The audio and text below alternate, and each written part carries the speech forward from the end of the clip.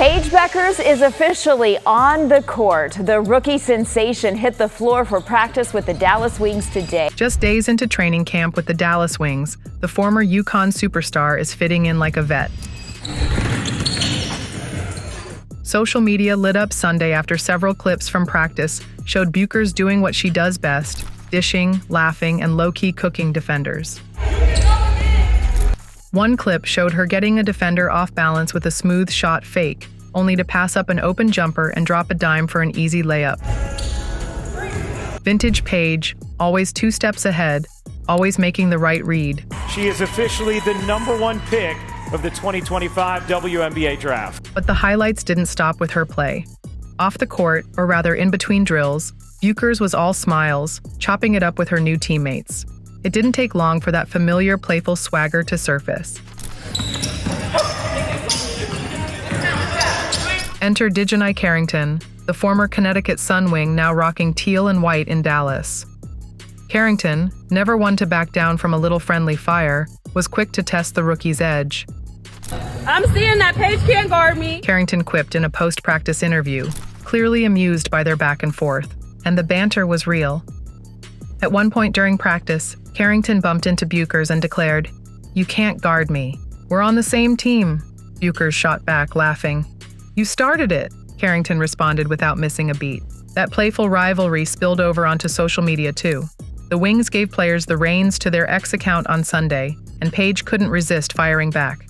"DiJonai can't guard me," she posted, adding just enough sauce to keep the friendly trash talk rolling. Still, for all the jokes and joy, Bueckers is clearly adjusting to the grown woman physicality of the league. When asked about the biggest difference between college and the pros, she didn't hesitate. What's the biggest difference from college to the pros that you see? Honestly, screens I got hit by, that would be like the first, wow, okay, this is different. She also mentioned how spacing and rules, like the offensive 3-second violation, change how the game flows. And obviously the floor is a little shrinked. You got defensive 3 seconds in the lane, offensive 3 seconds in the lane, so that's a little bit different. And then the pace and obviously the physicality, something like that. Welcome to the W page. Now, with preseason tipping off May 2nd against the Las Vegas Aces and the regular season opener locked in for May 16th versus the Minnesota Lynx, the Wings are shaping up to be one of the more intriguing squads in the league. With Bueckers, Carrington, and Nalyssa Smith forming a young, fearless core, Dallas fans have every reason to be excited. And if the vibes from practice are any indication, Paige isn't just ready for the WNBA, she's already thriving in it. But Paige Bueckers pairing up with Carrington isn't just team bonding, it reflects something deeper.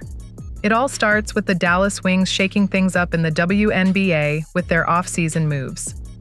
After a brutal 9-31 campaign, the franchise hit the reset button in bold fashion.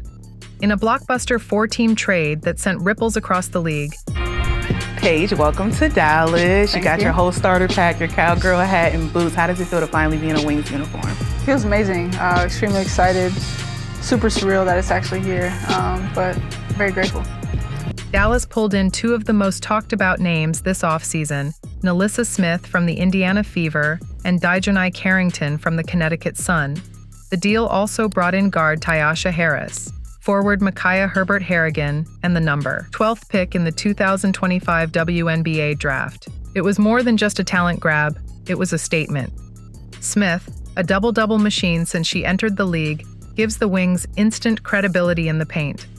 She brings scoring, rebounding, and a physical edge to a front court that desperately needed toughness and consistency. Known for the player that pushed through everything and, made it to the top.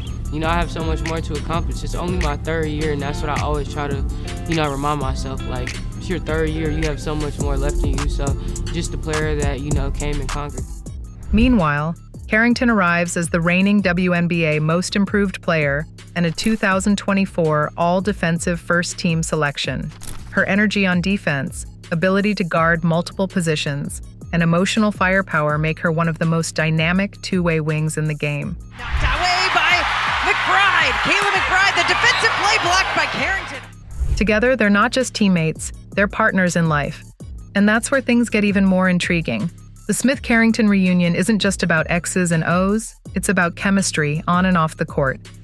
The couple, who first connected during their college days at Baylor, are now side by side in Dallas, and the vibes are already electric.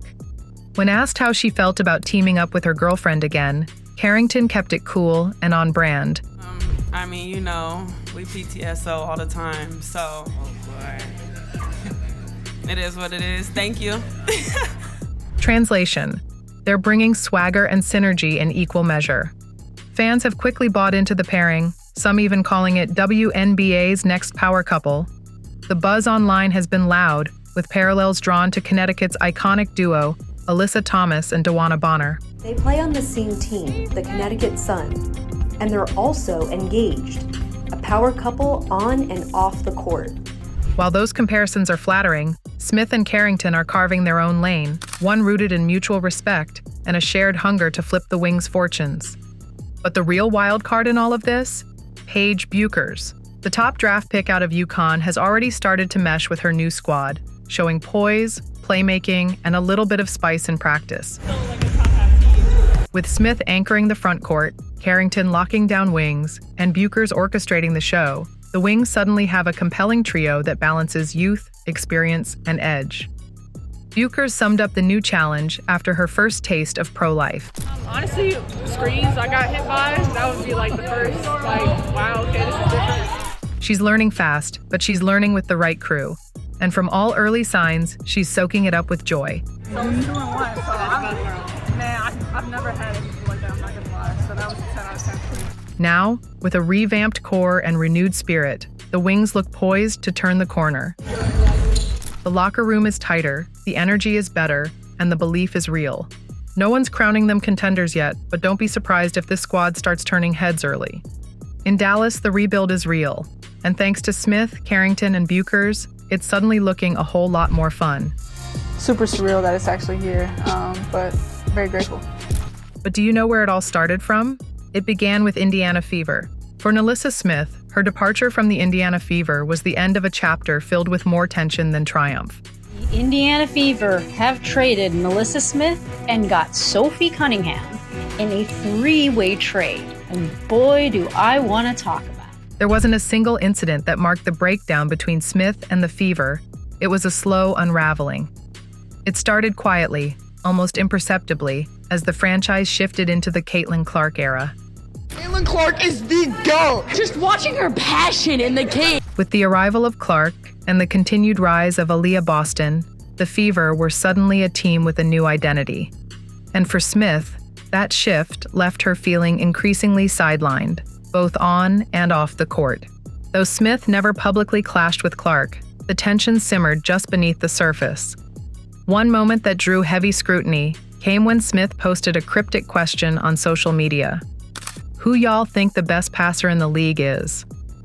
It seemed harmless at first, but considering Clark's reputation as one of the top passers in the WNBA, fans didn't take it lightly. Many interpreted it as a subtle jab at the rookie phenom, and Clark's supporters made sure Smith felt their backlash. The situation only intensified when Smith's girlfriend, DiJonai Carrington, then with the Connecticut Sun, added fuel to the fire. During an Instagram live session, Carrington jokingly referenced an infamous incident where she accidentally poked Clark in the eye during a playoff game, teasingly asking Smith, "Did you do it on purpose?" After Smith playfully hit her, the moment struck a nerve with fans who felt it was mocking a serious injury. Smith's silence on the matter didn't help. Some accused her of condoning the joke. Others speculated she was sharing locker room frustrations with Carrington behind the scenes. What might have been playful banter between partners quickly turned into a point of contention within the fan base, and perhaps the team itself. The WNBA as a whole? How is it possible that either Nalyssa, I should say both Nalyssa and DiJonai, not be called on the carpet for this? On the floor, Smith's numbers took a hit. Her averages dipped to 10.4 points and 7.2 rebounds per game in 2024, noticeably down from the 15.5 and 9.2 she posted the year before. But what stood out more than the stats were the body language and the frustration. She was taking fewer shots, sitting more in key moments, and her role in Indiana's new game plan was shrinking. That frustration made its way online again. After a quiet game, Carrington tweeted, "See what happens when my girl gets some touches." And Smith chimed in with a blunt, "Fun while it lasted, babe." It didn't take much to read between the lines. Smith felt underappreciated and boxed out of the spotlight. Behind the scenes, fans on Reddit and social platforms speculated about deeper issues. Rumors swirled that Smith's family had taken digs at Aaliyah Boston in the past, and though unconfirmed, those whispers added to the sense that the locker room vibe had turned icy. By the time the offseason rolled around, the writing was on the wall. The Fever were heading in a new direction, aggressive, win now, and built around Clark and Boston. They pulled off a major trade with Dallas and Phoenix, shipping Smith to the Wings in a multi-team deal. Indiana received veteran shooter Sophie Cunningham and the number 19 pick in the 2025 draft. Dallas got Smith, Ty Harris, Micaiah Herbert-Harrigan, and the 8th pick from Indiana. Phoenix landed Satu Sabali, Kalani Brown, and Sevgi Uzun from Dallas. Smith didn't dwell on it publicly. She posted 2 simple words on Instagram: "New beginning." That was it. No long captions, no cryptic shade, just a clean break. But she didn't stay completely silent. In later comments, she revealed she felt undervalued in Indiana. As the team's focus turned toward its rising stars, Smith said she no longer felt like a key piece of the puzzle. The franchise had moved on, and now, so had she. Now in Dallas, Smith is getting the restart she desperately needed. She's reunited with Carrington, who was also traded to the Wings, and the two have embraced their new beginning, both on and off the court. Their chemistry, already visible during early training sessions, is drawing attention, not just for the relationship aspect, but for the potential on-court synergy. It's not lost on fans that Dallas just brought in 2 highly motivated players with something to prove. Smith wants to show she's still that all-star caliber forward. Carrington, fresh off an all-defensive first-team nod, is ready to lock in on both ends. And with Paige Bueckers joining the mix, the Wings suddenly look like a team with attitude, youth, and a chip on their collective shoulder. Of course, this next chapter won't come without challenges. Smith's move doesn't erase the tough year she just endured, but it might finally give her the space and support to get back to playing her best basketball. Because sometimes, all a player needs is a clean slate and the right fit. And for Nalyssa Smith, Dallas might be exactly that. So here's Nalyssa Smith, Paige Bueckers, and DiJonai Carrington, all prepared to knock off Indiana Fever and Caitlin Clark. But hey, don't consider Clark less. When Stephanie White led the Indiana Fever to the WNBA Finals in 2015, it felt like the culmination of something special, a coach who understood Indiana, guiding a group of veterans who knew how to win. But that dream fell just short. Minnesota took the title, and the Fever slipped into a years-long rebuild. A decade later, White's back in charge, and this time, she's not just chasing a title, she's chasing redemption. And she's not doing it empty-handed. Back in 2015, White had a tough, disciplined roster that leaned on defensive grit. They ranked 3rd in points allowed per game, 77.7, had a top 5 defensive rating, and shot a respectable 36% from deep. Yet it still wasn't enough. They were swept in the finals, and White's promising tenure ended without a ring. Fast forward to now, and the names are different: Caitlin Clark, Aaliyah Boston, DeWanna Bonner, but the mission feels familiar. Only this time, White is more seasoned. She's fresh off a dominant run with the Connecticut Sun, where her team led the league in defense and posted a 28-12 record.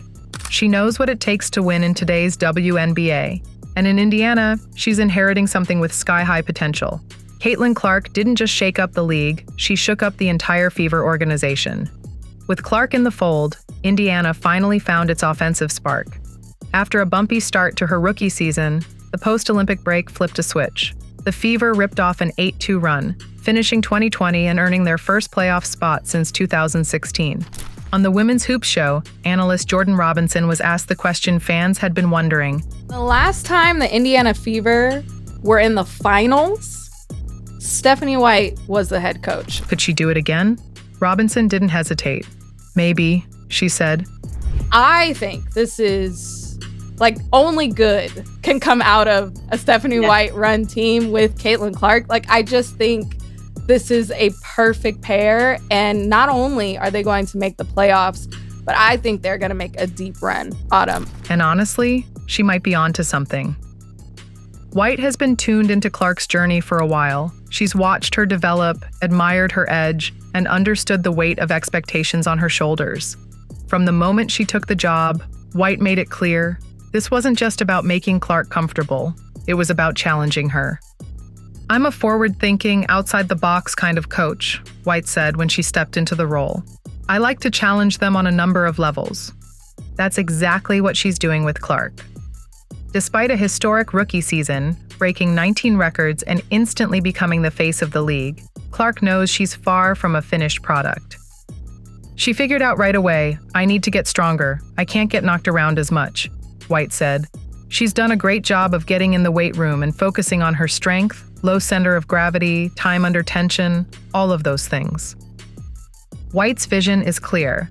Fewer turnovers, better shooting efficiency, more control. Clark averaged 5.6 turnovers per game last season and shot 41.7% from the field. That has to improve if Indiana wants to hang with the league's elite. And then there's the physicality. Clark took hits all year, none more notorious than the flagrant one from Chennedy Carter, and played through visible bruises in the playoffs. White is already working to protect her star with smarter off-ball movement, better screens, and misdirection plays to keep defenses guessing. This is not about turning Clark into something she's not. It's about giving her room to become everything she can be. Offense may sell jerseys, but defense wins titles. White learned that in Connecticut, where her 2024 Sun squad had the best defensive rating in the league, 96.4, and gave up just 73.6 points per game. In Indiana last year, the Fever gave up 87.7 points per game, ranking 11th out of 12. Their defensive rating was a shaky 109.5. White's first order of business? Fix that. "We've got to get better on the defensive end of the floor," she told The Athletic. And to help her do it, the Fever brought in someone who knows that side of the ball inside out, Brianne January. A 6-time all-defensive team selection and a key piece of that 2015 finals run, January is now an assistant coach, and her voice is already echoing in practice. Together, White and January are building a defensive identity from scratch, and they're not short on tools. There's Brianna Turner, a 2-time all-defensive first-team pick, Natasha Howard, a 3-time WNBA champion and 2-time all-defensive honoree, and DeWanna Bonner, who can guard 4 positions without breaking a sweat. Veteran guard Sydney Colson brings vocal leadership and infectious energy. And there's more coming. Rookie Michaela Timpson, a former All-ACC defensive team standout, could find her way into the rotation if she impresses in camp. She's not officially in the core yet, but the Fever are watching closely. Robinson's prediction of a deep playoff run isn't just wishful thinking. It's rooted in facts, strong coaching, rising talent, and a commitment to the other side of the ball. White's blueprint is already taking shape. Clark is evolving, the defense is tightening up, the locker room feels like it's clicking. And with seasoned veterans and hungry youngsters, the Fever are finding the balance they lacked in recent years. Indiana isn't just trying to be competitive, they're trying to be dangerous.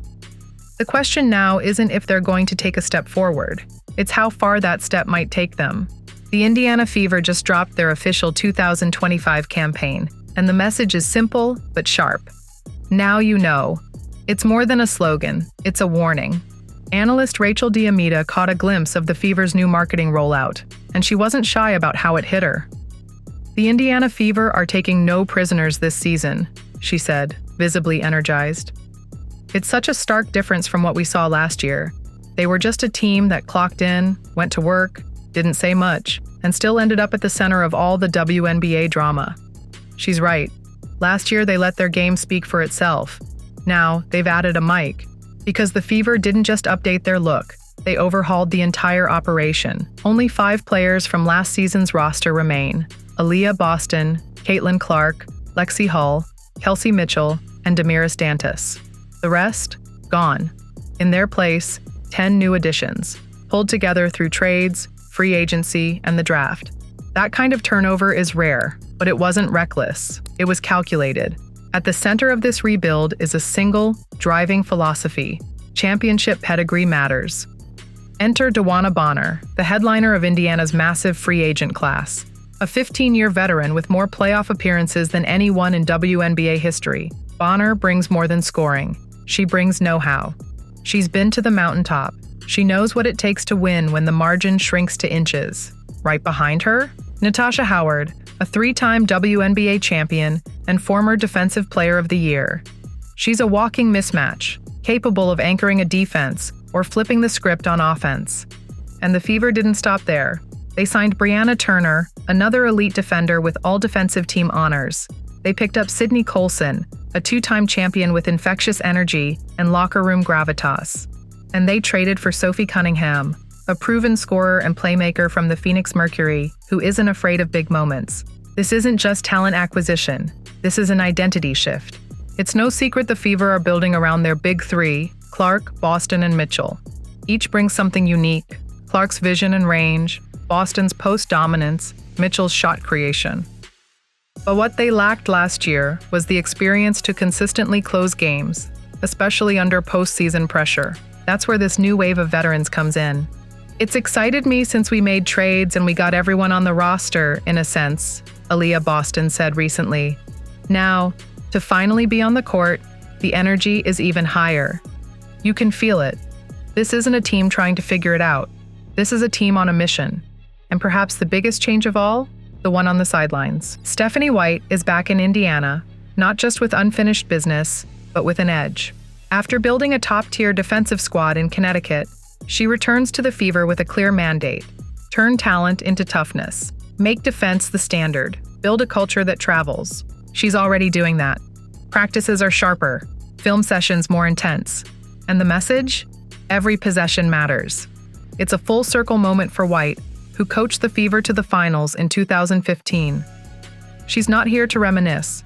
She's here to rebuild and win. If 2024 was the Fever's awakening, 2025 is their declaration. They've got the youth, the vets, the vision, and the voice. They're not just hoping to hang with the league's best anymore, they're preparing to challenge them, and they're saying it with their chest. Now you know.